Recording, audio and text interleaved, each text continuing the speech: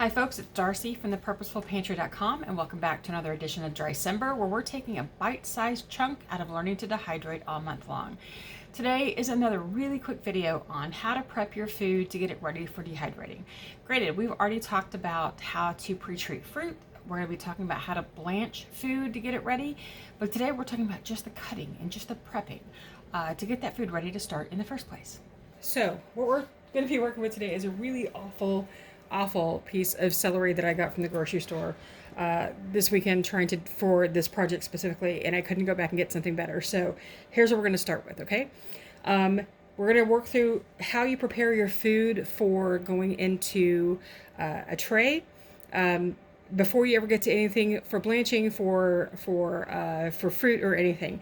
We're talking about specifically just on how to prep food to get ready to dehydrate.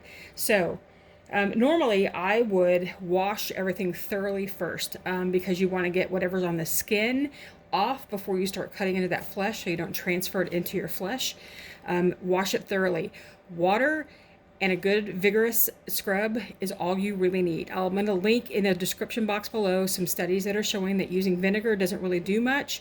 The fruit washes don't really do much. If you're going to use vinegar, you need to use like a good 50-50 concentration of vinegar to water to have it have some effect, because a little splash really doesn't do a lot. But you can do whatever you'd like as far as trying to remove dirt that way. So I'm going to take this really bad piece of celery and I'm going to cut the end off. Actually, I'm going to cut the bulb off down here. And I'm not washing this first for a reason, because I'm going to do this at the end because it's celery. Not normally would I not wash something thoroughly, but I'm trying to show how, just to walk through this. So what I'm going to do is I'm taking the tops and I'm going to use the bottom. I'm going to wash those, and I'm going to actually chuck the bottom because it's gross.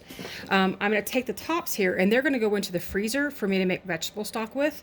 I'm not going to use them. There's not enough leaves on here to try to salvage the leaves to make a celery salt later, or even to use them as a seasoning. So I'm going to keep these separate. I'm going to wash them thoroughly, then I'm going to stick them in the freezer and with my vegetable stock bag, and that'll be used at that point.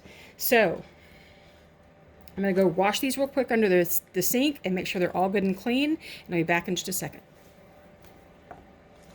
Okay, what you want to have happen with all of your fruits and vegetables is that you want to try to get all the pieces of the same size. It makes it helpful for more efficient drying. So I'm going to take each of these ribs and just cut the bottom ends to make them all approximately the same size. They won't be exact, but they'll be pretty close. Now, I could use my vegetable chopper to do this, but because my family is asleep right now, I'm doing this super early in the morning. My vegetable chopper can be loud, and that one is pretty much okay. You could easily just chuck these in your food processor and do the same thing. But I'm just going to go ahead and use my knife right now because that's what most of us have. And I'm going to get these, they're not going to be exact, but that's okay. You want to get them as close to that as you can get. So after you've washed them, you're looking at dices or slices for most things. And your pieces should be about 1/4 of an inch or smaller for the best, most efficient drying. Now, it will depend on what you want to do with it at the end, but here's what we're going to do. We're just going to go through here, and I'm going to start slicing these down pretty small because we don't like the flavor of large chunks of celery.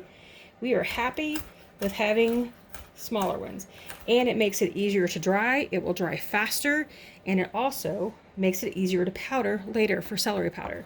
So let's do this set right here. And normally you would just move your vegetables up under your knife, not your knife down to the vegetable. Keep your fingers tucked away safely. Now these last few pieces were kind of wide, so I will just go through here and get them down a little smaller. I don't have the best knife skills in the world, and I'm okay with that. I am not Jamie Oliver. Okay, so there's that. Now, if you were working on something like tomatoes or like maybe grape tomatoes, you would just cut them in half. You could cut them smaller if you'd like. If you are doing, oh, well, let me get some of those out because I've got some. I can show you. I have just washed them. So for the smaller tomatoes like this, it's an easy slice And that's all you have to do. And when you put them on your trays, you're just going to put them face the cut side up to allow as much of the moisture to exit as possible. You can do this with grapes if you want just half grapes. You're not going to break the skin. You can do this with any kind of berry. All right, so there you go. So I hope that helps give you an idea about how to prep your food to get it ready to go. So if you've missed yesterday's video, it's going to be right here in your screen. The entire series is going to be right here in the playlist. The subscribe channel to the channel is right here. And I hope to see you again tomorrow for another edition of Drycember, where we're going to be talking blanching.